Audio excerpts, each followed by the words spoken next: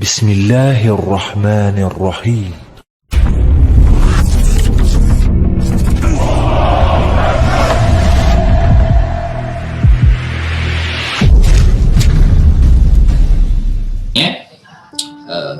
Ini seri yang keempat, faktor penyebab runtuhnya dinasti Umayyah.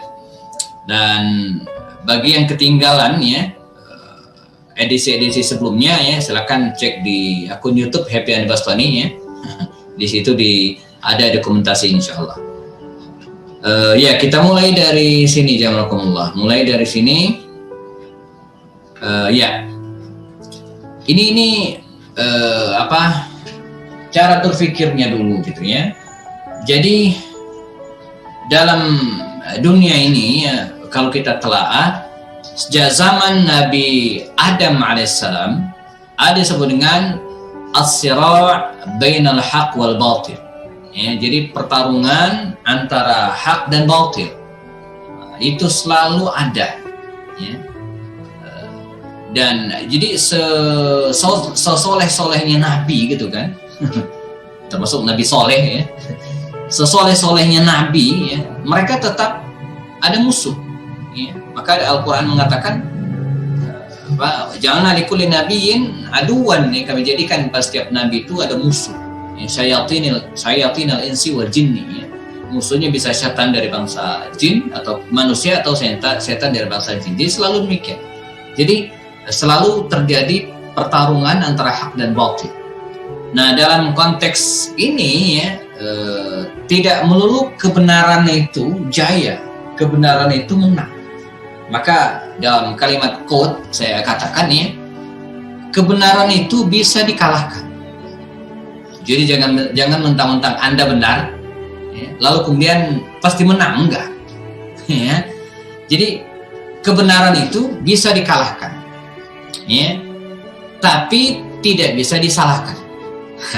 Jadi kebenaran itu bisa dikalahkan, dia bisa kalah, tapi tidak bisa disalahkan. Walaupun disalahkan, dia tetap benar. Suatu saat mungkin akan terbongkar kebenaran itu. Kesalahan juga akan ketahuan gitu ya. Nah, jadi demikianlah kebenaran dan kebatilan dia selalu bergulir. Wa tilkal ayyamu nudawiluha bainan nas, kata Allah. Ini walaupun ayat ini turun setelah perang Uhud, di mana kaum muslimin pada babak kedua perang Uhud itu kalah. Maka Allah menceritakan qad massal qaumu qarham mithla seterusnya. Kemudian lanjutan ayat Allah dalam surat Ali Imran ini, wa tilkal ayyamu nudawiluha bainan nas, dan demikianlah hari-hari itu. Nudawiluha bainan nas, kami pergilirkan di antara manusia. Jadi kehidupan ini teman-teman sekalian jamaah, dia seperti roda yang berputar, yang kita tidak selalu berada di atas. Maka orang yang sukses itu bukan orang yang selalu berada di atas, tapi orang yang siap kalau dirinya berada di bawah. Wa tilkal ayyamu nudawiluha bainan nas wa liya'lamallahu alladhina amanu wa yattakhidha minkum syuhada. Jadi andai kekalahan terjadi, maka itu tujuannya agar Allah mengetahui siapakah orang-orang yang beriman dan mengambil di antara mereka, di antara kalian sebagai syuhada. Jadi kalau kita kalah itu ketahuan mana orang yang betul-betul berpihak kepada kebenaran. Karena itu Ali bin Abi Thalib mengatakan untuk mengenal dan mengetahui teman sejati itu adalah ketika kita dalam keadaan terpuruk. Ketika kita dalam keadaan kalah. Kalau kita dalam keadaan jaya, semua mendekat. Tapi ketika kita dalam keadaan terpuruk, maka ketahuan mana teman sejati dan mana yang tidak. Wallahu la yuhibbul zalimin. Allah tidak menyukai orang-orang yang zalim. Kekalahan dan kemenangan dipergilirkan kepada manusia. Dan diberikan kepada mereka yang mengantongi faktor-faktornya. Jadi siapa yang menang? Mereka yang menang adalah siapa yang jaya, siapa yang menang dan jaya adalah mereka yang mengantongi faktor-faktor yang menyebabkan kejayaan. Siapa yang menang? Mereka yang mengantongi faktor-faktor yang menyebabkan kemenangan. Karena itu di antara fungsi kekalahan itu agar Allah mengetahui, saya sampaikan tadi, mana orang beriman dan mana orang yang munafik. Ini bungkus kaidahnya dulu agar kita faham jangan sampai kita menyalahkan Allah Subhanahu wa taala. Ini pentingnya. Oke, baik. Nah, kalau bicara tentang faktor as-suqut, ya, baik as-suqut maupun an-nuhud, ya, jadi ada istilah asbabun nuhud was-suqut, penyebab berdiri dan runtuhnya. Nah, berdiri dan runtuhnya sebuah kejayaan itu ya selalu diwarnai oleh dua sisi. Pertama adalah asbab ya al-dakhiliyah, ya, penyebab atau faktor internal. Kemudian yang kedua adalah al-asbab al-kharijiyah, ya, ada faktor eksternal. Ya. Dan ini tidak selalu imbang. Bisa jadi karena bisa jadi faktor internal lebih dominan, bisa. Ya. Bisa jadi faktor eksternal juga yang dominan juga bisa. Dan dalam sebuah perusahaan misalnya yang teman-teman yang bergelut di dunia bisnis selalu ada ini nih, ya, internal dan eksternal.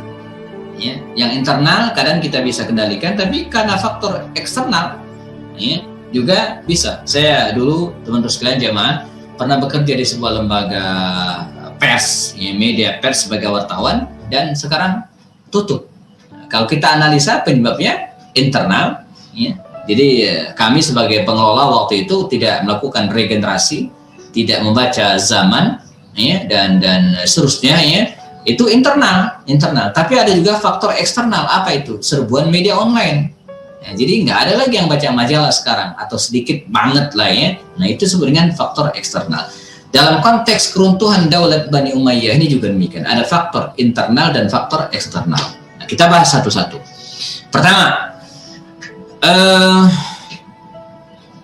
wilayah kekuasaan Bani Umayyah ini, jamaahullah, ya, itu sangat luas, ya. Jadi kalau kita lihat peta penyebaran Islam dan kekuasaan Islam pada waktu itu sangat luar biasa, ya. Selain Jazirah Arab, ya, kemudian daerah kiri, ya, itu mereka sudah mulai masuk ke wilayah-wilayah yang dulu dikuasai oleh Uni Soviet, gitu, ya. Bahkan ini kalau diteruskan ke kanan bukan ke kiri, saya ke kanan, ya, itu bisa masuk ke wilayah Cina, bisa masuk wilayah Cina, gitu, ya.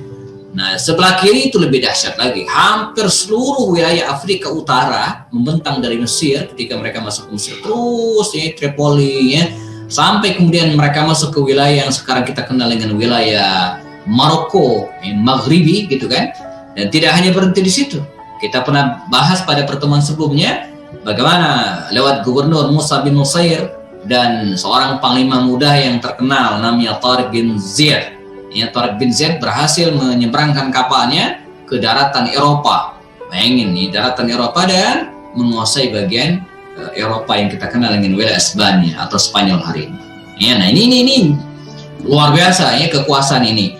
Nah, seiring dengan perkembangan kondisi, ya, Daulat Umayyah pada waktu itu tidak begitu siap, ya, mengendalikan kekuasaan yang begitu luas, ya. Saya ingat Umar bin Khattab radhiyallahu anhu ketika dia mendapatkan informasi bahwa Mesir, ya, waktu itu seluruh wilayah Syam sudah dikuasai oleh kaum muslimin, ya. Kemudian kata Umar, kita pulang dulu, kita pulang. Kata Umar, wilayah kekuasaan Masa Umar kan baru membentang di Jazirah Arab saja, ya, sampai ke Syam dan Mesir, sudah itu saja, gitu kan. Yang lain belum. Itu pun Umar udah kewalahan, gitu kan. Udah luas banget kekuasaan mereka. Nah, apalagi ini.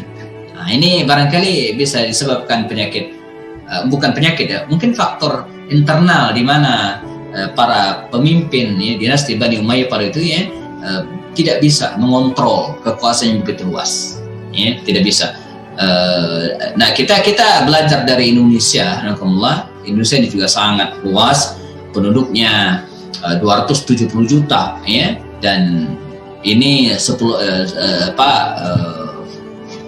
kalau kita cek Google, gitu, ya, penduduk Australia itu sekitar 26 juta, 10% gitu kan dari Australia, gitu, ya.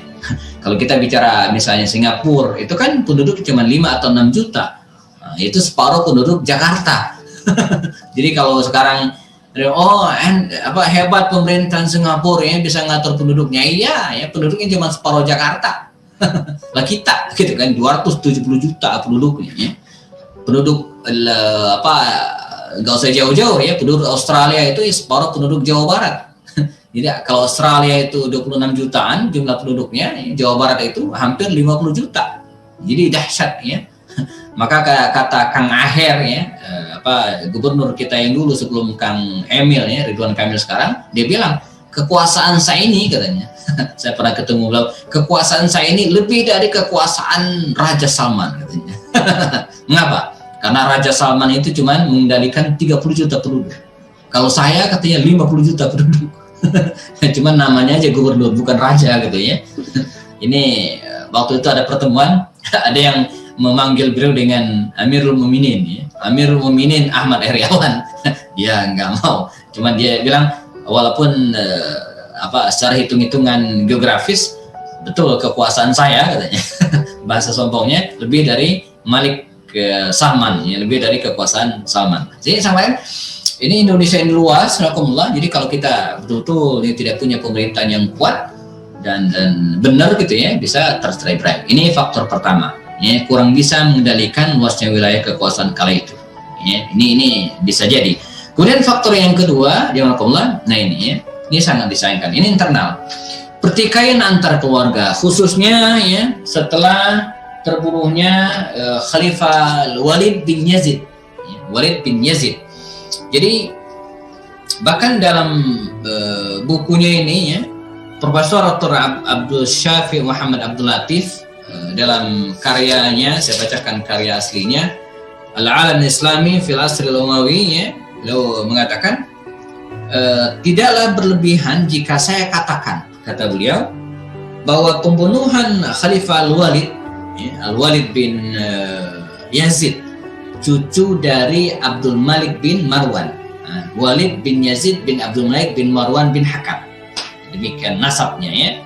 Jadi Marwan bin Hakam punya anak namanya Abdul Malik punya anak namanya Yazid punya anak namanya Al-Walid.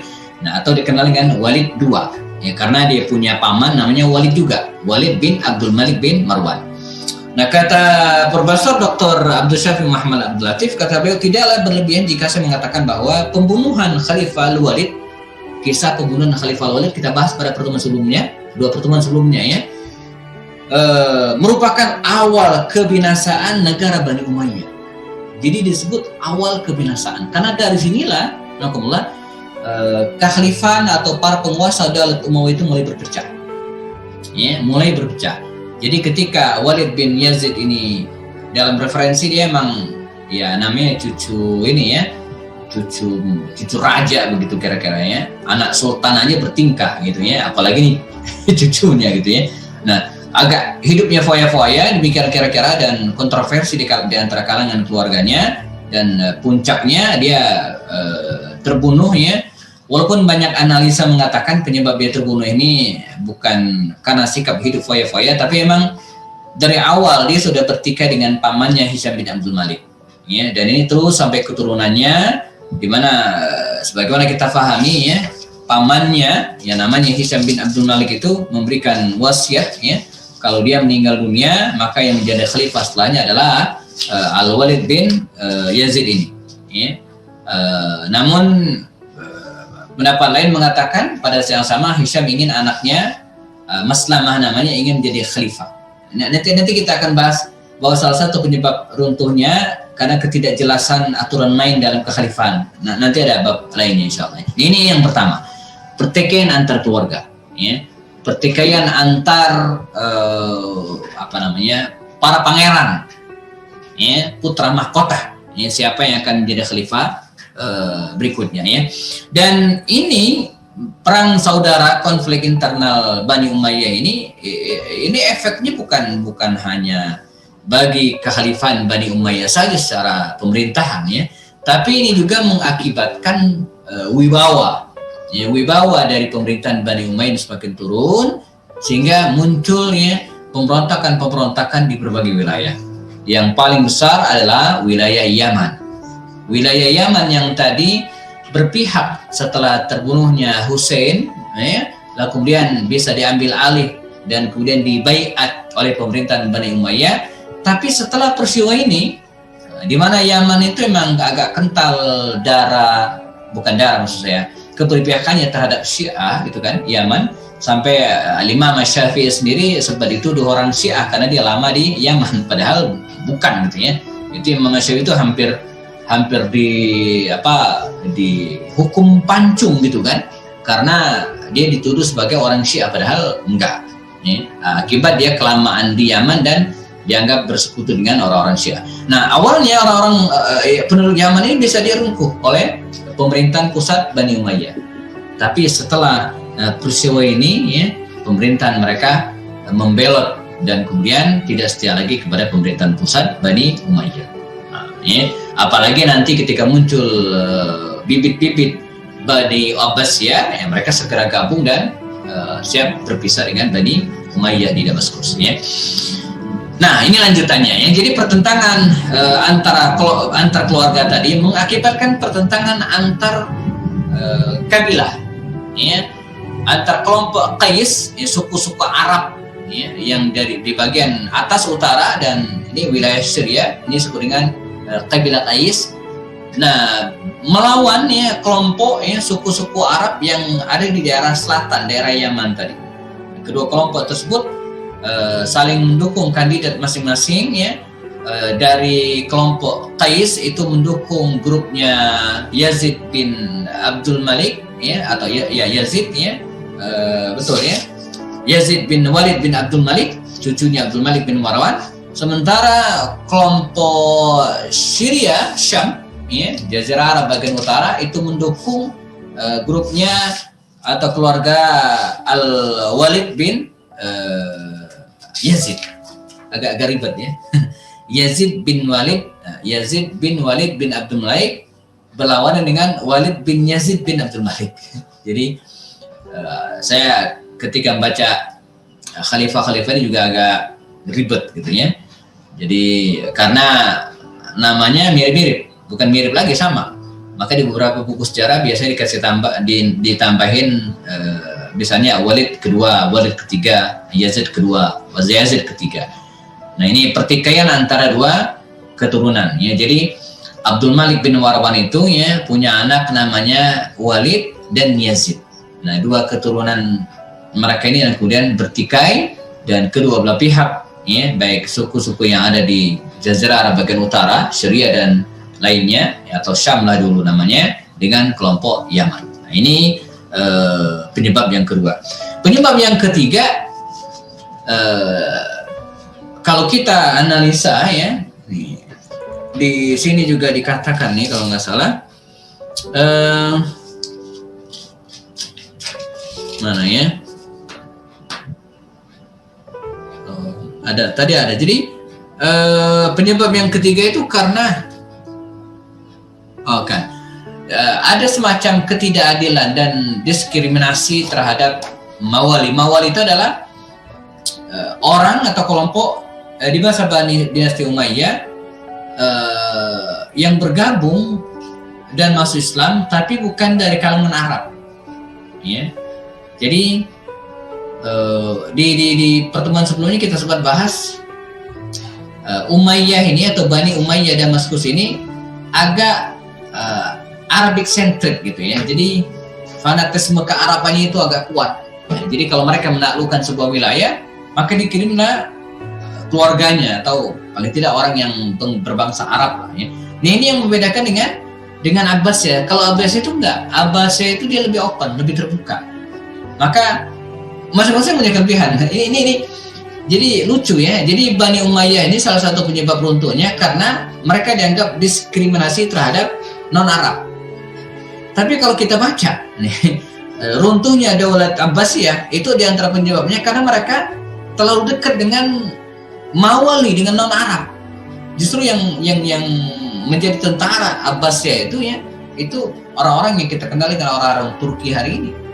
Ya, orang-orang yang non-Arab gitu. Turki kan bukan orang Arab. Jadi lucu memang. Memang yang bagus itu pertengahan. Ya, jadi jangan juga memenuhi kerajaan istana dengan orang-orang asing bahaya gitu kan. Tapi pada saat yang sama jangan juga diskriminasi terhadap mereka. Saya kira kalau saya ingin mengaitkan dengan konteks hari ini ya, mungkin kaidah ini juga bisa kita pakai gitu. Ya, jadi dalam konteks Indonesia kita jangan juga terlalu alergi dengan orang asing. Artinya non Indonesia gitu ya. Kita tetap harus bekerja sama dengan pihak asing. Tetap nggak mungkin kita sombong hidup sendiri, walaupun kita bisa, mungkin Indonesia ini kan kaya ya, kita bisa hidup sendiri tanpa bantuan dan tercampur negara-negara asing, insya Allah bisa. Tapi jangan begitu juga ya. Tetapi sebaliknya jangan juga negara kita ini dipenuhi oleh orang-orang asing. Coba kalau Arab itu kan, yang saya tahu Arab Saudi saja, Arab Saudi itu hampir semua perusahaannya itu nggak ada yang dipegang oleh orang asing, bosnya mereka. Bahkan bakso Mang Udin yang pernah ke Jeddah umroh, mampir ke Jeddah, itu ada namanya bakso Mang Udin. Itu namanya Mang Udin, pemiliknya bukan orang Sunda, bukan orang Garut, orang Arab, walaupun pegawainya orang Garut ya, yang ngelayaninnya, tapi bukan pemilik, mereka karyawan, pemiliknya Arab. Saya ingat ada teman yang ingin buka semacam cabang perusahaannya di bidang farmasi gitu ya. Dia ngeluh, saat bener Arab pelit. Oh ya, saya bilang gimana? Itu masa kita mau kerjasama, dia mau sahamnya lebih gede dari kita gitu kan, 60% diminta gitu kan. Jadi pengen dia yang kuasai, direkturnya dia gitu kan. Lah kita apaan gitu ya kan. Saya bilang itu bukan pelit, memang cara mereka begitu. Kata dia, iya ya katanya, karena setelah rapat itu kita makan, dia yang traktir katanya. Jadi dia ralat ucapannya bahwa Arab itu pelit. Nah, jadi nggak pelit ya, cuman itu bisnis. Nah, demikian karakternya. Jadi memang di Indonesia saya kira kita juga harus begitu ya, jangan terlalu open ya, sehingga perusahaan-perusahaan kita dikuasai oleh asing ya, kita nggak punya apa-apa gitu kan, hanya jadi karyawan saja. Tapi sebaliknya kita juga jangan terlalu close ya, tertutup dengan pihak asing. Nah ini yang dialami oleh pemerintahan Bani Umayyah pada saat itu, dianggap gitu kan, salah satu faktor yang menyebabkan keruntuhan adalah karena mereka dianggap diskriminasi terhadap non-Arab. Padahal waktu itu kekuasaan Daulat Umayyah sudah begitu luas dan banyak ya, yang juga didominasi. Kebayang nggak misalnya ketika suatu saat mereka menaklukkan sebuah wilayah, lalu wilayah itu gubernurnya itu bukan dari mereka, bukan dari penduduk setempat, tapi didatangkan dari pusat dan jadi gubernur orang Arab yang memimpin non-Arab. Nah ini bisa jadi merupakan salah satu faktor yang menyebabkan ya, lemahnya Daulat Umayyah di belakangan hari ya. Yang berikutnya adalah lemahnya kondisi dinasti Umayyah itu sendiri ya. Jadi kalau dalam buku ini disebutkan ini ya. Ya. Jadi dikatakan ya bahwa mereka ya sudah terbiasa hidup mewah ya. Mana tadi saya sempat baca mana ya. Jadi iya. Jadi mereka menganggap karena mereka penguasa ya, sehingga mereka bisa berbuat semaunya ya, hidup mewah ya, dan anak-anak khalifah juga lemah gitu kan. Lemah artinya tidak punya juhud yang kuat gitu ya. Saya jadi ingat bagaimana Sultan atau Muhammad Al-Fatih ya, dididik waktu kecil. Dia kan cengeng awalnya, jadi anak yang manja, hidup di tengah istana. Tapi oleh ayahnya didatangkan guru, dan kemudian dua gurunya itulah yang mengubah kehidupan Sultan Muhammad Al-Fatih gitu ya, membuat dia menjadi orang yang sangat mandiri ya. Nah, ini sebaliknya. Jadi mental mereka lemah ya, akibatnya selain mental yang lemah juga simpati dari orang lain juga kan akan semakin turun. Nah, jadi akibat ada yang mungkin hidupnya terlalu foya-foya, bahkan ada yang mengatakan sempat ada yang mabuk-mabukan gitu kan. Nah, ini juga pelajaran bagi kita bahwa dalam memimpin ya, apalagi dalam lingkup sebuah negara, ada disebut dengan saya tulis di Instagram saya terakhir itu yang disebut dengan integritas moral, akhlak. Itu penting gitu ya. Jadi dan disitulah kelebihan Rasulullah SAW dan para sahabat. Mereka punya integritas yang kuat ya. Seorang Umar bin Khattab yang begitu wilayah kekuasaan luar biasa, tapi dia bisa hidup sederhana ya, dengan menjauhi kemewahan dunia. Bahkan dia punya prinsip, kalau Anda pengen jadi pejabat maka jangan hidup mewah. Kalau pengen hidup mewah jadilah pengusaha. Nah, jadi pejabat kata beliau jangan hidup mewah. Nah, ini sebab bergaya hidup mewah itu akan melemahkan mental kita ya. Jadi menjadi cengeng. Dan kalau bicara tentang dunia pendidikan, ini juga harus menjadi perhatian kita. Jangan sampai kita melahirkan anak-anak yang lemah mentalnya, cengeng ya. Untuk itu gaya hidup mewah ini harus ditinggalkan. Ingat, gaya hidup mewah ya. Bahwa kita punya uang banyak itu hak kita ya. Tapi gaya, nah ini yang nggak boleh gitu kan. Jadi boros ya, membeli sesuatu yang nggak penting gitu ya. Ini menjadi salah satu faktor juga. Yang berikutnya adalah, ini yang saya ceritakan tadi, sistem pergantian kekhalifahan dianggap tidak adil ya.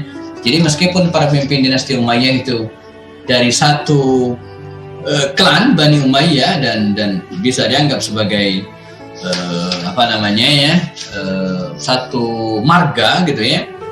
Tapi kalau kita lihat dan runut sistem pergantiannya ya kadang nggak jelas juga. Coba kita lihat ya. Nah ini petanya ya kan begini. Muawiyah bin Abu Sufyan ini khalifah pertamanya ya. Setelah itu dipimpin oleh Yazid bin Muawiyah, ini masih nyambung anaknya, Muawiyah bin Yazid. Oke ya. Nah setelah Muawiyah berhenti atau mengundurkan diri, maka Marwan bin Hakam, jadi dia udah pindah. Jadi bukan linknya Muawiyah lagi, bahkan Muawiyah sama sekali untuk selanjutnya terputus sama sekali. Dia klannya sudah pindah ke Marwan, ya, Marwan bin Hakam. Marwan bin Hakam ya, nunjuk anaknya yaitu Abdul Malik bin Marwan. Nah Abdul Malik bin Marwan ini selanjutnya khalifah selanjutnya beralih ke dia. Jadi setelah itu kemudian yang menjadi khalifah setelah Abdul Malik bin Marwan ini anaknya ya, Al-Walid bin Abdul Malik. Nah, selanjutnya kan mesti anaknya juga, tapi enggak. Ini ke saudaranya, ini Sulaiman. Nah, Sulaiman sempat nunjuk orang lain, walaupun ini bagus, yaitu Umar bin Abdul Aziz. Nah, Umar bin Abdul Aziz ini enggak berhenti di sini dia. Nah, tapi selanjutnya ke saudaranya lagi, balik lagi ke Yazid. Nah, Yazid ke Hisham lagi. Nah, antara keluarga ini yang saya sampaikan sempat terjadi pertentangan tadi antara keluarga Yazid dan keluarga Hisham serta Al-Walid ya. Nah yang meruncing itu nanti keluarganya Yazid dan Al-Walid, di mana Al-Walid ini akhirnya dibunuh oleh Yazid III. Nah, ini yang saya sebut aturan mainnya itu.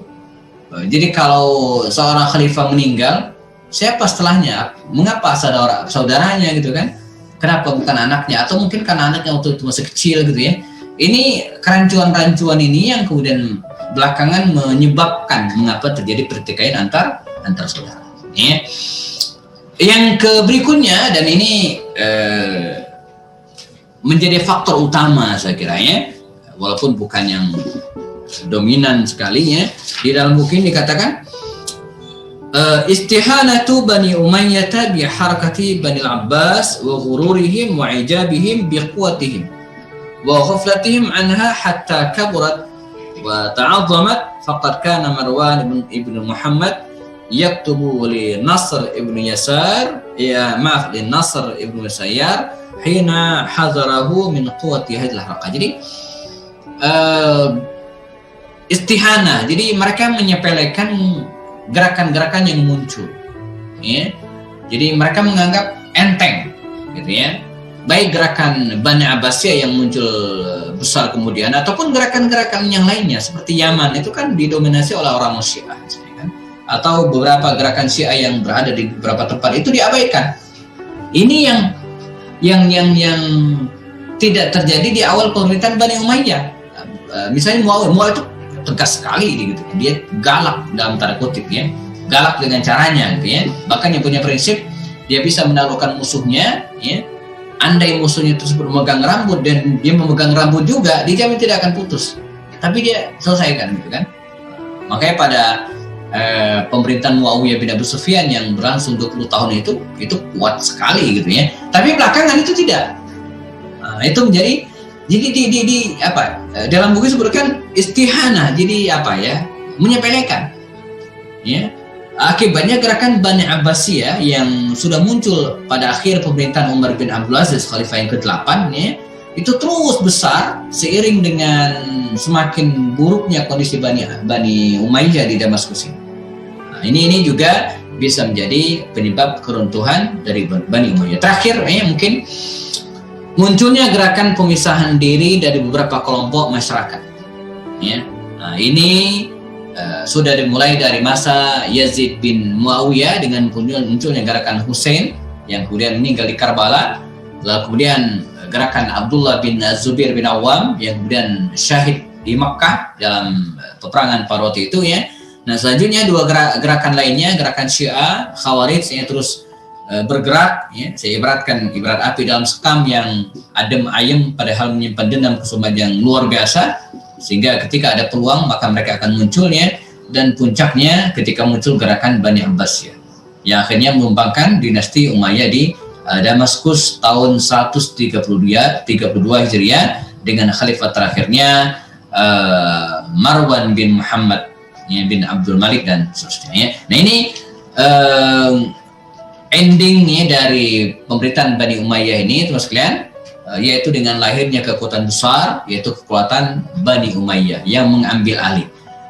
Saya sampaikan di slide, lahirnya kekuatan Bani Abbasiyah ini ya, bukan faktor utama dan bukan satu-satunya penyebab runtuhnya Daulat Umayyah di Damaskus, tapi bisa jadi penentu penentu gitu ya.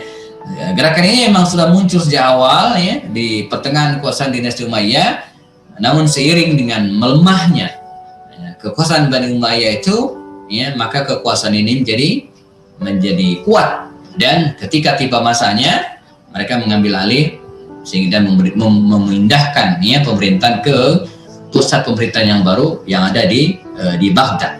Nah, jadi kalau kita lihat secara umum ya, faktor yang menyebabkan runtuhnya Daulat Umayyah di Damaskus ini terus kalian dari dua sisi ya, internal dan eksternal, tapi yang dominan banget ya, dalam telaah saya itu faktor internalnya. Nah, faktor eksternalnya nggak banyak.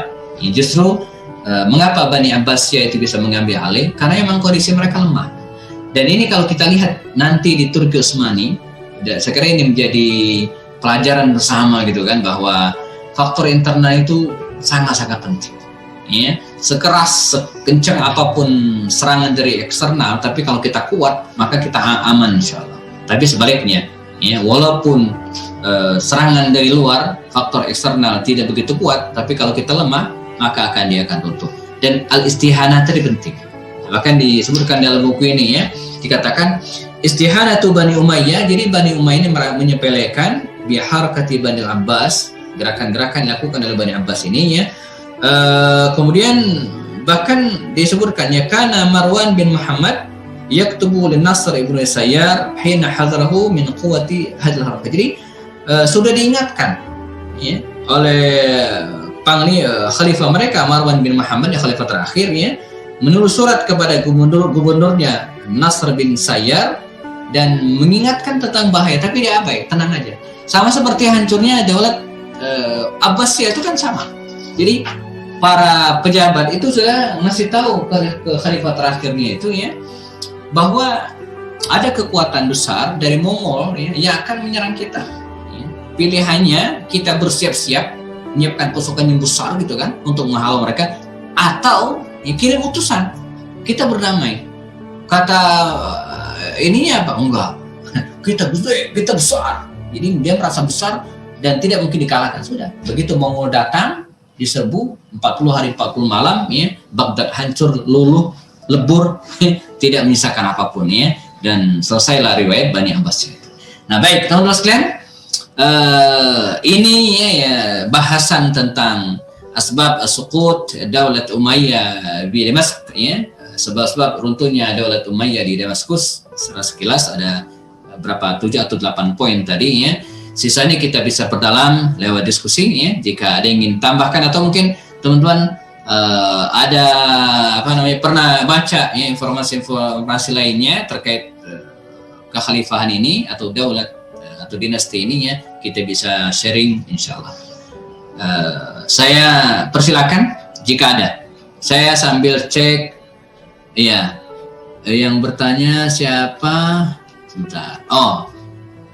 Ya, Mas Yogi Satoto. Izin bertanya Ustaz. Yang lain silakan kalau ada nanti. Apakah Syiah yang bergabung dengan Abbasiyah sama dengan kelompok Syiah yang ada sekarang? Yang azan dan syahadatnya milik tambah. Yang kedua, apa alasan dari Yazid III berganti kekhalifahan ke Marwan bin Muhammad? Dan bagaimana kisah pergantian ke Bani Abbasiyah, apakah dengan peperangan? Dan bagaimana nasib keturunan dinasti Umayyah yang masih ada? Bagus. Apakah benar perselisihan internal di Bani Umayyah dimanfaatkan oleh Romawi untuk merebut kembali Andalusia dan Granada diberikan secara gampang? Oke, baik. Saya jawab satu-satu ya. Bismillah. Pertama, begini. Syiah ini memang bukan satu. Artinya dia punya tingkatan-tingkatan juga ya. Jadi ada 3 atau 4 tingkatan ya. Kesesatan mereka ya. Ada yang misalnya yang masih diterima riwayat oleh para ulama itu, mereka mengatakan dan berpendapat bahwa Ali bin Abi Thalib lebih mulia daripada sahabat Nabi yang lain. Ini satu kelompok ya. Tapi ada juga yang fatal ya, yang mengatakan bahkan malaikat Jibril itu salah wahyu. Mestinya dapat wahyu itu Ali, ini bukan Rasulullah. Ini fatal ya. Nah, apakah Syiah yang bergabung dengan Abbasiyah ini sama dengan kelompok Syiah yang ada? Betul ya. Jadi mereka menyebut dengan, kalau dalam beberapa referensi dalam buku ini misalnya disebut Ar-Rafidi. Jadi tidak disebut dengan Syiah tapi Ar-Rafidi. Nah, itu adalah Syiah yang sesat dan ini memang mengapa bergabung ya karena satu kepentingan. Karena satu kepentingan. Abbasiyah merasa bahwa dia harus mengambil alih sehingga siapapun yang mendukung dalam aturan politik yang akan menguntungkan dia diajak. Ini sepengetahuan saya, dia adalah Syiah Rafidi. Nah, Syiah Rafidi yang oleh Imam Syafi'i ya, dilarang kita bermakmuman di belakang mereka. Ya, artinya nggak boleh. Apa alasan Yazid III berganti kekhalifahan ke Marwan bin Muhammad dan bagaimana kisah pergantian ke Abbasiyah? Jadi betul. Jadi Marwan bin Muhammad ini dianggap sebagai jalan tengah ya. Karena dia bukan keturunan dari Yazid, dari Walid bin Abdul Malik atau Yazid bin Abdul Malik. Jadi kalau kita lihat sebentar ya, kita lihat petanya tadi, saya share saja biar kita lihat semua. Daulat Umayyah, nah ini ya.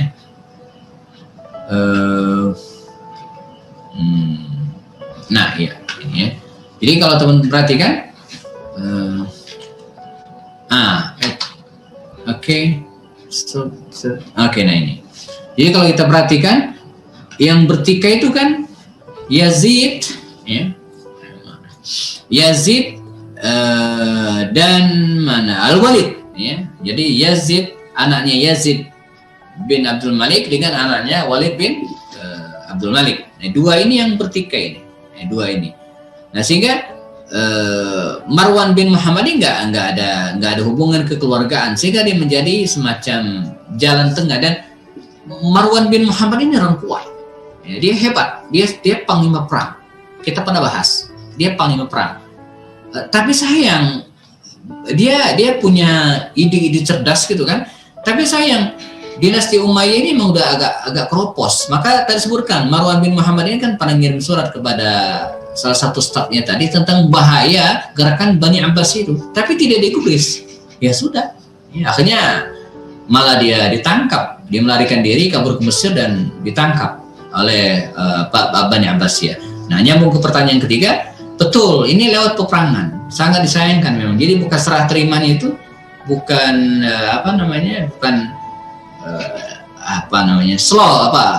soft gitu ya, tapi hard, keras ya.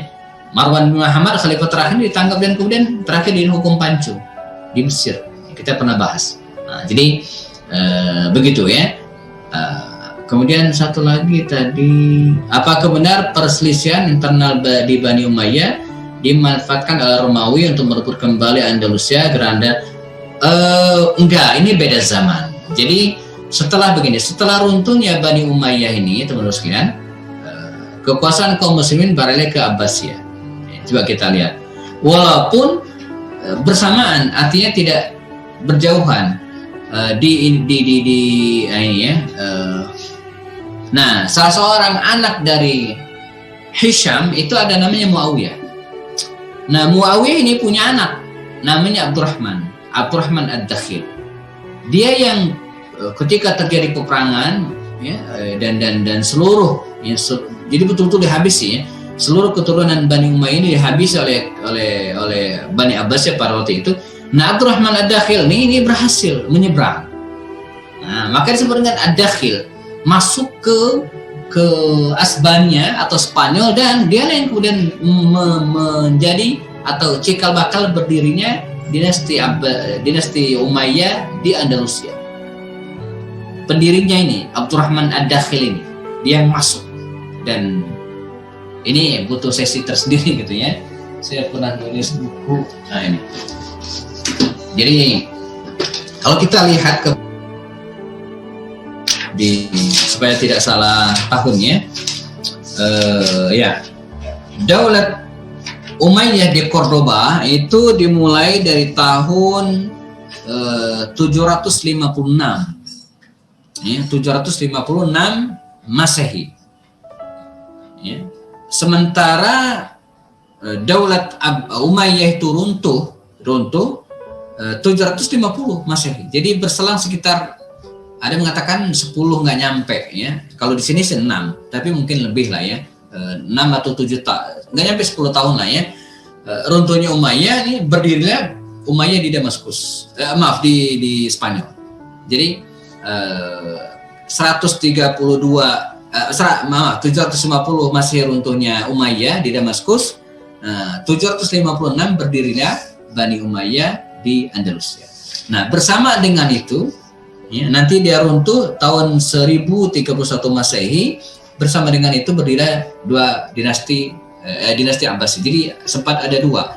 Karena itu dinasti Abbasiyah, dinasti Umayyah di Andalusia itu, mereka tidak menyebut diri sebagai khalifah, tapi ya, menyebut diri sebagai amir, sebagai amir.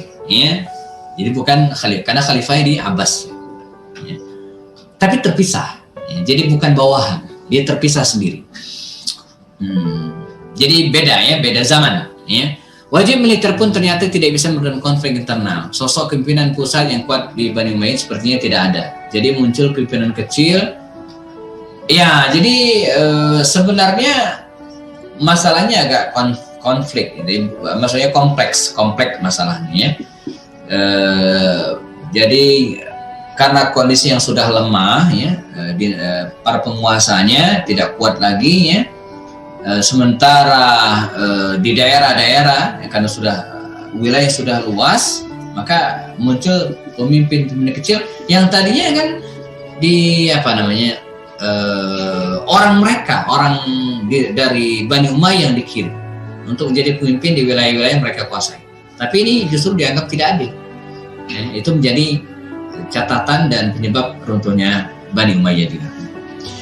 Mohon Ustaz dari Kurniawan, menurut Ustaz adakah sistem pergantian pimpinan yang paling tidak meninggalkan perselisihan? Ya, adakah sistem pergantian kepemimpinan atau pemilihan pemimpin yang tidak meninggalkan perselisihan? Atau dengan sistem apapun perselisihan selalu terbuka peluang? Apakah perselisihan di internal dinasti Umayyah itu andil dari pihak eksternal sehingga perselisihan itu terjadi? Ya, pertama, kalau kita bicara tentang sistem pergantian kepemimpinan, ini tidak baku ya, dalam Islam. Bahkan Khalifah Rasyidin sendiri itu kan nggak satu jenis. Saya pernah sampaikan, dari Rasulullah ke Abu Bakar, dari Abu Bakar ke Umar, dari Umar ke Utsman ke Ali, itu beda-beda. Ini nggak baku. Lalu memang apakah apakah selalu berdarah-darah gitu ya? Ya enggak juga. Ya. Ada yang soft ya, misalnya. Makanya kejelasan ya, dari peralihan Sulaiman bin Abdul Malik ke Umar bin Abdul Aziz kan nggak berdarah karena surat wasiat tadi itu. Jadi wasiat apa ya, yang nggak bisa dikutak-atik lagi ya. Maka mohon maaf kalau saya boleh, ini pendapat pribadi ya, pendapat pribadi.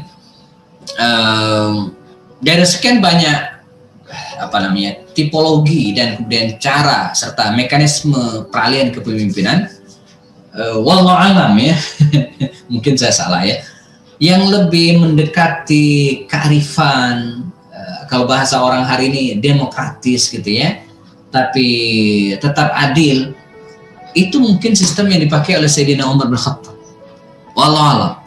Yang kalau Abu Bakar justru agak otoriter tuh ya, sebab ketika dia akan meninggal dunia disuruh Utsman nulis surat, dan begitu dia meninggal dibacain surat, jadi nggak ada diskusi lagi tuh, jelas. Yang menjadi khalifah adalah Umar. Untung yang dipilih adil, coba kalau nggak kan jadi masalah. Ya. Nah tapi kalau Umar kan Umar nggak nunjuk siapapun. Jadi walaupun dia sudah ngunci, jangan tunjuk keluarga saya katanya. Ini juga catatan menarik gitu ya. Umar itu kan meninggal dia nggak nunjuk siapapun. Ya, dia cuma bentuk tim 6 orang. Abdurrahman bin Auf, Sa'd bin Waqqas, Zubair bin Awam, Talha bin Ubaidillah, Utsman bin Affan, dan Ali bin Abi Thalib. 6 orang ini. Kata dia, kalau saya meninggal dunia, kalian rapat nih 6 orang ini. Waktunya 3 hari doang. Hari keempat mesti terpilih pemimpin. Jadi mengapa disebut adil? Karena dia tidak mengekang, bisa saja siapa terpilih. Yang berikutnya, mengapa juga disebut bagus? Sebab dia memilih orang-orang yang hebat. 10 sahabat jamin surga. Kelemahan sistem demokrasi itu kan apa? Suara profesor doktor S3 itu sama dengan, mohon maaf, tukang becak yang nggak sekolah sama sekali. Kalau dia nyoblos tuh 1 suara. Nah, di situ sistem demokrasi itu bermasalah menurut saya. Ya. Walaupun untuk konteks Indonesia kita nggak ada pilihan gitu ya. Mau gimana lagi? Ya, kita. Nah, kalau dalam Islam kan nggak bisa ya. Jadi makanya di beberapa masjid saya sarankan kalau Anda milih ketua RKM, ya, milih gitu kan, ya nggak usah dilibatkan semua. Ngapain ngelibatin orang nggak pernah sholat gitu ya, diajak suruh milih ketua RKM. Jadi aja yang mau ke masjid, itu yang rapat. Mereka yang rapat. Nah, bila perlu diperkecil lagi. Kalaupun ada utusan ya panggil masing-masing ketua RT. Nah, aja rapat. Jadi nggak usah seluruh misalnya 150 penduduk suruh nyoblos milih ketua RKM, ngapain gitu? Ngapain? Ya? Orang yang nggak pernah sholat ke masjid suruh milih, enggak. Jadi dipilih makanya di masjid saya suruhkan begitu. Yang milih adalah yang suka ke masjid, gitu ya. Kita ini yang milih. Ngapain ngelibet orang yang nggak pernah ke masjid suruh milih jadi ketua RKM? Ya? Jangan sampai ntar yang nggak pernah ke masjid, ya, karena diperluas siapapun bisa jadi. Karena dia punya banyak duit gitu kan, banyak pengaruh, kemudian terpilih, padahal dia nggak pernah memakmurkan masjid Islam ini. Dalam konteks kepemimpinan juga demikian. Nah ini masalah demokrasi begitu, siapapun bisa jadi presiden gitu ya, walaupun dia nggak sekolah gitu ya. Tapi karena bisa, saya nggak pengen bicara terlalu detail tentang hal ini. Tapi intinya demikian. Jadi kalau ditanyakan apakah presiden di internal dinasti Umayyah itu ada andil pihak eksternal sehingga presiden itu terjadi. Mungkin awalnya enggak kali ya. Jadi presiden internal itu mungkin tidak. Tapi lama-kelamaan akan dimanfaatkan, iya. Ya. Tapi awalnya murni, saya lihat kalau dia beberapa cerita, ya, termasuk buku yang ini agak objektif luar biasa gitu ya. Saya perhatikan dari sekian banyak buku, tidak. Jadi murni ya karena perebutan kekuasaan dari internal. Nyaris tidak ada tercampur dari yang lain. Wallahu a'lam. Sebentar, saya udah sempat cek YouTube nih. YouTube dari Bu Wit ya. Izin bertanya Ustaz, ada faktor yang jadi penyebabnya, salah satunya tentang kisruhnya pertikaian antar suku di Arab sejak zaman Nabi muncul lagi. Apakah itu termasuk bahasanya? Siapakah sebenarnya Bani Abbasin Ustaz? Bu Rina Farida, mohon bersabar ya. Nanti kita akan buka lagi kelas serial Bani Abbas insyaallah. Tapi nanti saya akan berikan tambahan sedikit ya.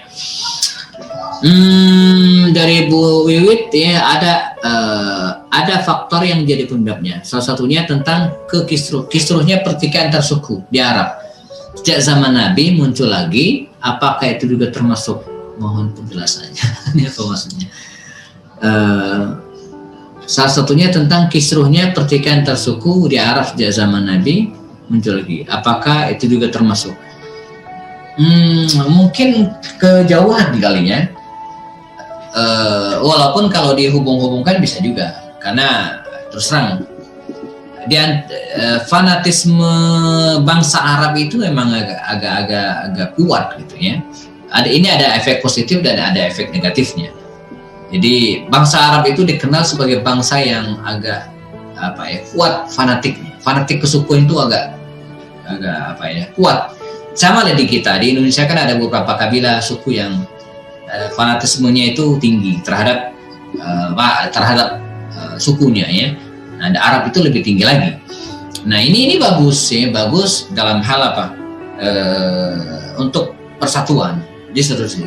Tapi begitu mereka berantem, nah ini bisa perang saudara karena fanatik kesukuan. Jadi emang unik, fanatik kesukuan itu gampang nyatuinnya, tapi gampang juga memecah belahnya. Sama seperti zaman Nabi kan begitu. Ajak kepalanya gitu kan, pimpinannya, ekornya masuk Islam semua. Seperti Abu Dzar Al-Ghifari itu kan tokoh dari kabilah Ghifar. Begitu dia masuk Islam, sekampung Bani Ghifar itu masuk Islam semua. Karena fanatik kesukuan. Ada kabilah Bani Dausi, itu tokohnya, ya, ketuanya anak muda namanya Tufail bin Amr Ad-Dausi. Begitu dia masuk Islam, sekampung Bani Dausi masuk Islam semua. Fanatik kesukuan. Tapi sebaliknya, ketika Musailam Al-Kadzab murtad gitu ya, maka kabilah Bani Hanifah, kabilahnya Musailamah itu sebagian besar murtad juga. Unik gitu ya. Jadi kalau disebut ada hubungan mungkin terlalu jauh, tapi kalau kita lihat karakter bangsa Arab sendiri bisa jadi ya, pertikaian antar suku penyebabnya ya. Siapakah sebenarnya Bani Abbasiyah ini? Jadi Bani Abbasiyah ya, kalau kita lihat, saya buka silsilahnya, ini adalah keturunan dari pamanda Rasul Abbas bin Abdul Muttalib ya. Jadi keturunan dari pamanda Rasul Islam Al-Abbas bin Abdul Muttalib. Nah, Al-Abbas bin Abdul Muttalib ini punya anak namanya Abdullah bin Abbas, terkenal sekali. Nah, Abdullah bin Abbas ini punya anak namanya Muhammad bin Ali bin Ibn Abbas, atau punya cucu ya. Nah, Muhammad bin Ali bin Abbas inilah ya yang kemudian menjadi pelopor berdirinya Daulat Umayyah. Jadi emang berasal dari dari Abbas ya. Dari, kalau ditanya Bu Rina mengatakan siapa Bani Abbas ini, dia asal usulnya dari pamanda Nabi Abbas bin Abdul Muttalib ya, yang punya anak Abdullah bin Abbas. Nah, keturunan inilah yang disebut dengan kabilah Bani Abbas atau dinasti Abbas ya. Begitu kira-kira. Oke, baik, ada lagi terakhir sebelum kita cukupkan. Teman-teman, jam di studio 9:10 menit. Baik, jika tidak ada, ya, kita mungkin cukupkan pembahasan kita pada malam hari ini ya. Dan seperti yang saya sampaikan di slide terakhir. Nah, ini ya, slide terakhir ya. Sampai bertemu di serial berikutnya insyaallah, kisah dan analisa bangkit hingga runtuhnya Bani Abbasiyah. Tapi mungkin kita akan start kalau memang mungkin kan nanti mungkin pada Idul Fitri mungkin ya. Karena terus terang Ramadan saya rada-rada full agenda tuh ya. Apalagi kalau malam seperti ini kita ada sholat tarawih, kemudian ada program-program tilawah ya. Kalau siang juga mungkin tidak semua bisa ikut karena harus kerja sebagian ya. Mungkin kemungkinan ya nanti kita akan gelar ya, nanti setelah Idul Fitri insyaallah. Saya pribadi ya, sangat tertarik karena dengan mengajar seperti ini teman-teman sekalian, ilmu saya nambah. Jadi makanya benar ya, ilmu itu yang beda dengan harta ya. Jadi kalau harta itu dibagi habis ya. Tapi kalau ilmu nambah. Apalagi dengan mengajar seperti ini ya, dalam teori pendidikan ya, Saya kebetulan S2, S3 saya di bidang pendidikan. Cara paling efektif untuk belajar itu dengan cara mengajar. Ya, dengan mengajar maka kita akan belajar. Kalau saya nggak ngisi kajian online seperti ini, saya nggak akan begitu detail sampai menghafal 14 Khalifah Bani Umayyah, itu mungkin nggak penting. Tapi dengan mengajar seperti ini ya akan bertambah keilmuan kita insya Allah. Nah, yang lain juga demikian. Jadi saya sudah share PowerPoint-nya, dan itu halalan thayyiban ya. Ada 5 atau 6 orang yang japri ke saya dari peserta-peserta sebelumnya, Ustadz mohon izin ya, slide PowerPoint yang Ustadz berikan ya, saya pakai untuk mengajar anak-anak remaja, saya pakai ngajar sekolah-sekolah, saya pakai ngisi taklim kajian sirah juga. Tafadhol, silakan. Nah, semoga menjadi amal jariah bagi saya ya, karena terus terang ya, membuatnya ya memang rada serius ya. Jadi bongkar sana sini referensi, dan itu sangat bermanfaat bagi saya juga insyaallah. Oke, baik. Cukup ya, Ustadz Ahmad Ridwan, ada komentar tambahan? Cukup? Dari Semarang cukup ya. Baik, para jamaah sekalian, ibu-ibu, bapak sekalian, kita cukupkan.